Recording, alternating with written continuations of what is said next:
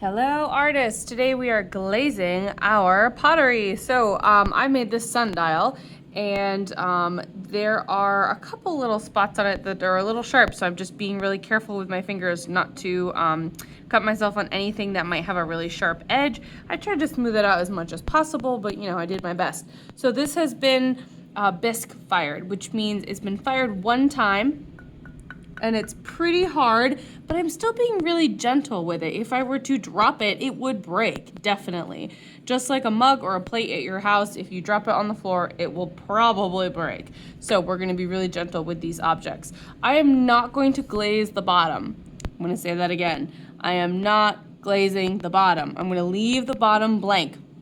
That's important. If I put glaze on the bottom, and then Miss Morocco puts it in the kiln, it will stick to the kiln shelf and then it will be very difficult to get off and it will be sharp and not fun. So I'm not glazing the bottom. I've got 2 paint brushes. You can decide which kind of brush you would like to use. And the glaze that we're using, I want to let you know that glaze is not like paint. It is not going to look the same when you put it on your piece now as after I bring it out of the kiln. After I bring it out of the kiln, the color will look a little bit different. It will look a little stronger and it will be shiny, right? Right now, this is not shiny. You can see the glaze in my tray.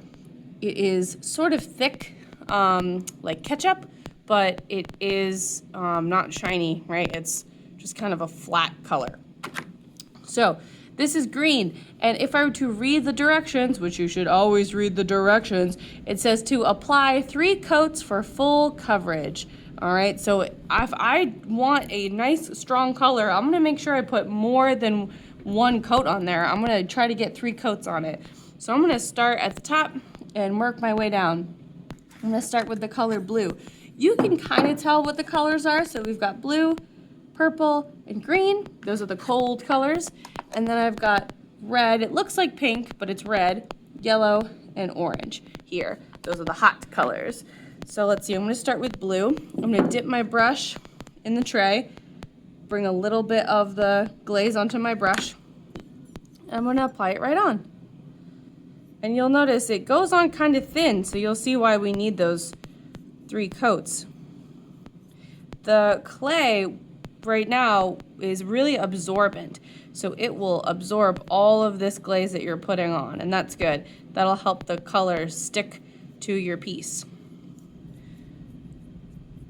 All right.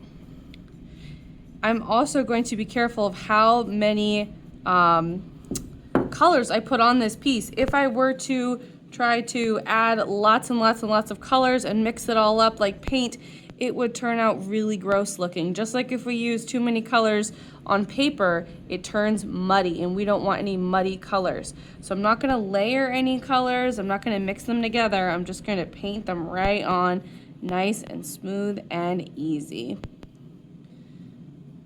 All right, so this looks like a good coat of the blue on the top. If I want to switch colors, just like I would with a paintbrush, I'm going to rinse off my brush in this cup. We're not using the sponge trays, so we don't want the glaze getting in the sponge. I'm just gonna rinse really carefully and wipe it off on my cup. I'm not gonna tap, tap, tap, tap, tap, because then the water will spray everywhere, and I am not going to spray water all over the table. You can see that the glaze is starting to dry, and that's really good. That means it's almost ready for its second coat. Once your glaze is dry, you can add that next coat. I'm going to do a different color now. I'm going to do purple now.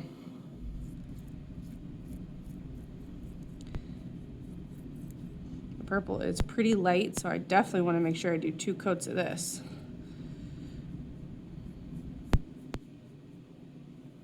Around. All right.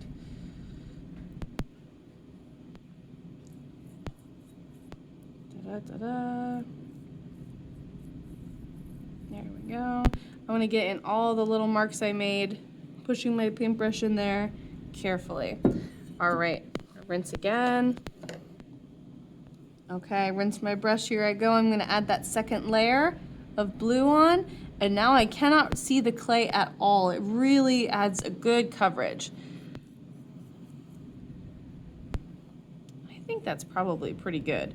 I will give you some advice on how much glaze to add. If you think, you know what, that looks good, I can't see the clay through the glaze, I think I'm done, you can always raise your hand and ask Ms. Morocco, and I will come around and take a peek and let you know, you might need a little bit more, or nope, you are all set, you don't need to add any more. All right, rock and roll. Once I'm all done, I'm gonna leave my piece on my mat here. I'm gonna put my brush into the dirty brush bucket, and I'm gonna go wash my hands.